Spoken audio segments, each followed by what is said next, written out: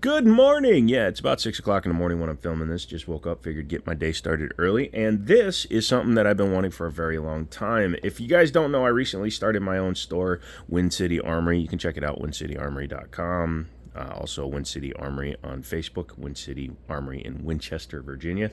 Check them out. I'm working on the website right now. It'll be up and full pretty soon, and you can do everything there. There'll be a shop and all that fun stuff. But in order to put some inventory in there, I'm putting up a lot of my collection, including this guy.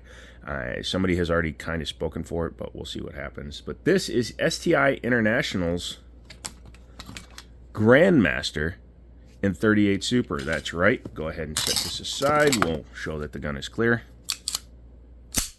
and let that go. So I recently picked it up.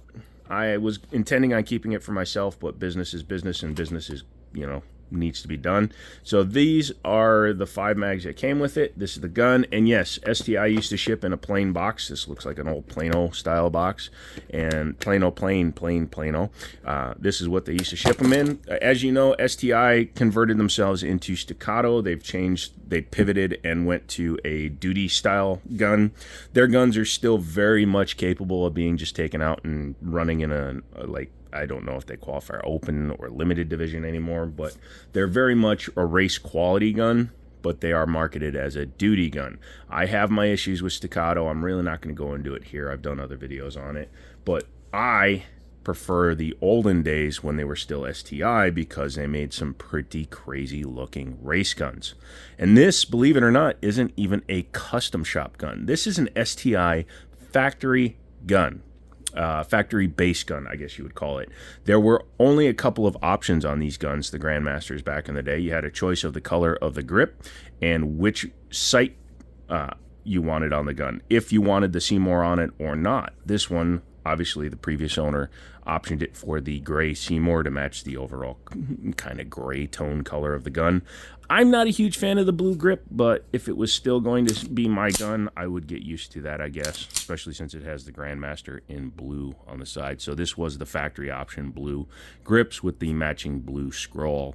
As you can see, it is a true 2011, manufactured by STI International out of Georgetown, Texas. The line was killed in 2019. They went from the Grandmaster to the DVC Tactical, and then they eventually they kind of got away from it completely and went to a duty style gun.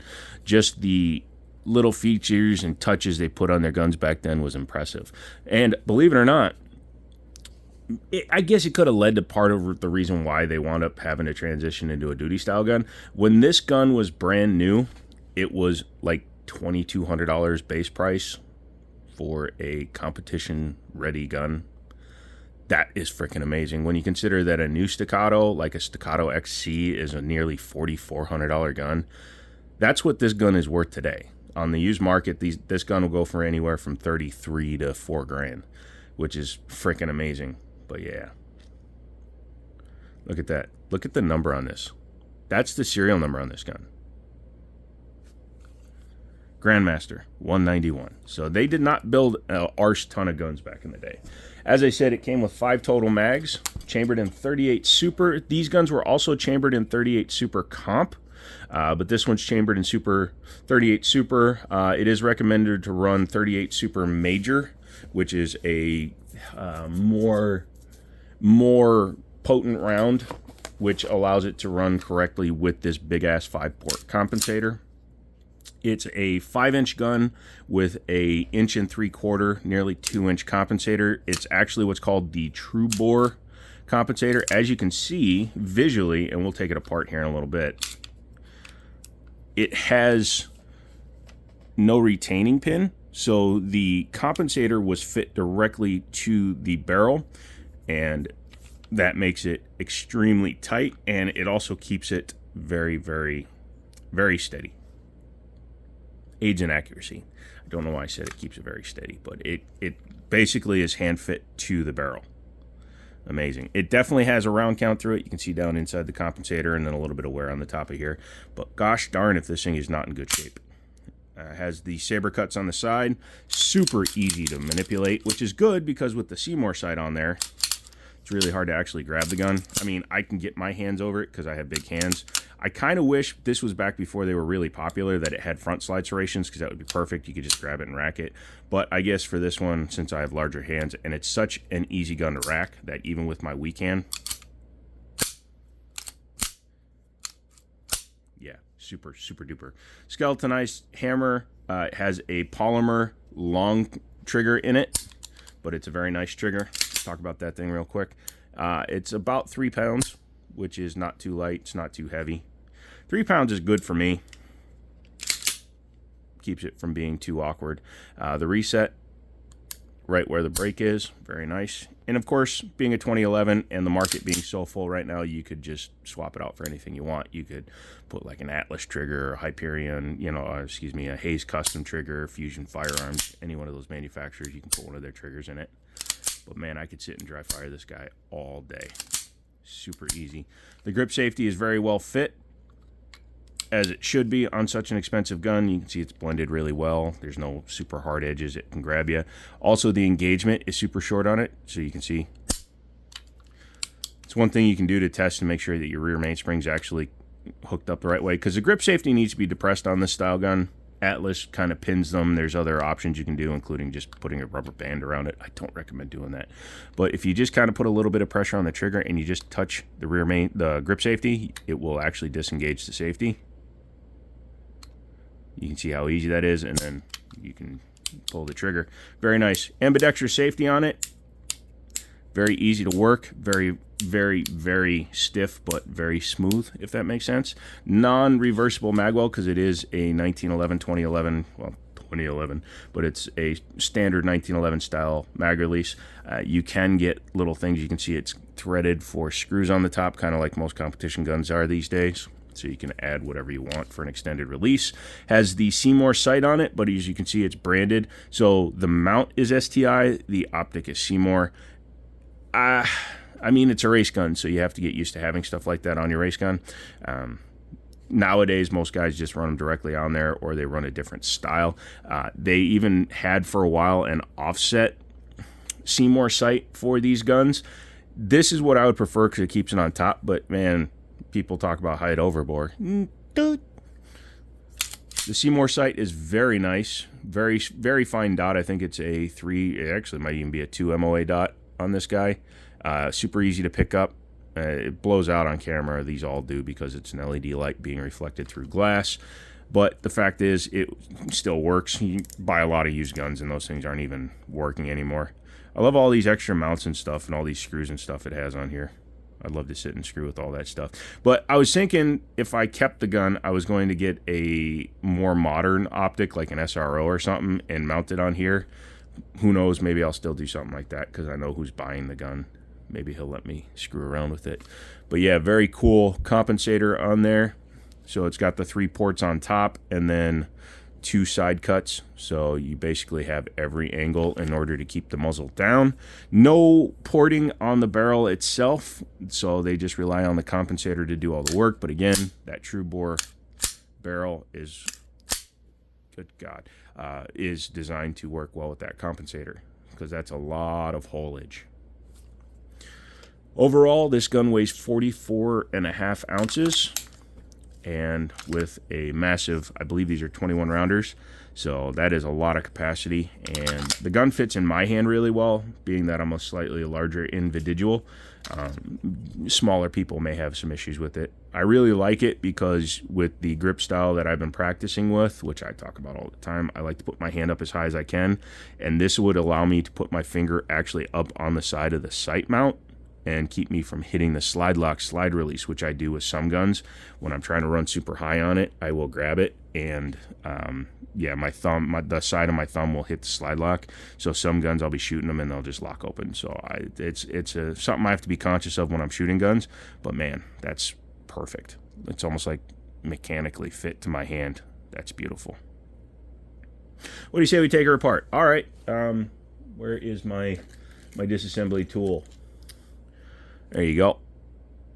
That is a paper clip. It's necessary for bull barrel guns, bull barrel 1911s anyway. So what you got to do is you come back, lock your gun open, beep, There you go. And you will look around the guide rod area and you can see there's a little spot right there. Right there. That's where you're going to need to go in.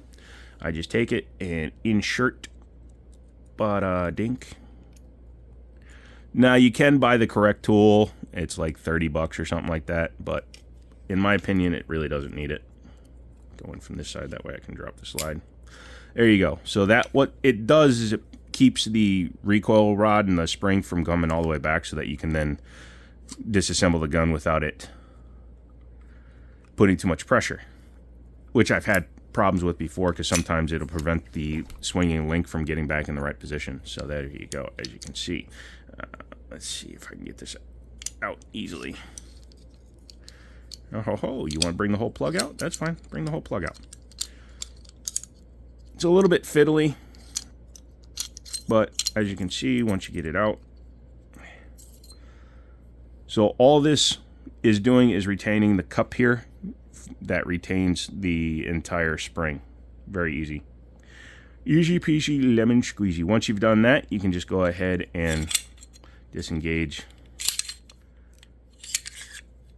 the locking lugs and pull your barrel out. Very nice. Very well made. Very clean inside the barrel, so at least whoever owned this took care when they were done shooting it. Let's see, Grandmaster number 191, so they etched the serial number into the slide. That's cool. Otherwise, this is basically, you know, minus that, this is just a standard looking 5-inch slide. So I guess theoretically, if I had ordered the 38 Super Influencer X like I could have, theoretically I could have put the 38 Super top off of that gun right on here. But as you can see, all the fit on these guns, jam my finger in there. Look at that. That is care, baby. Taking a look at the frame, very well manufactured. You can see, like, from manufacturing, the machine marks, they're very consistent and actually really good looking. The polymer frame on this was actually one of the only choices for this gun. You could choose what color you wanted. I believe blue, red, and black were the most common colors. And this one is factory blue because it matches the scroll. They put paint into the legend on the side of the gun. These cuts, they're called the saber-tooth cuts. On top of looking different, they're actually very grippy. So when you're pulling back, it's very good, very grippy. With the flat top on there, I don't know, maybe you could drill it out to mount a different optic on there, but this is actually a kind of desirable gun, so I don't think I would do that myself. And then, as you can see, like I said, because the compensator is literally fit to the barrel, it is so tight on there that there is no retaining pin. But that also means technically you could just run a standard 38 Super barrel in here and keep it shorter as well. So put it back together. It's so cool that a competition gun just works just like a standard 1911, at least in my opinion. Go ahead and put the guide rod back in. Easy peasy lemon squeezy. Run it forward so that the swinging link is not being interfered with. There we go.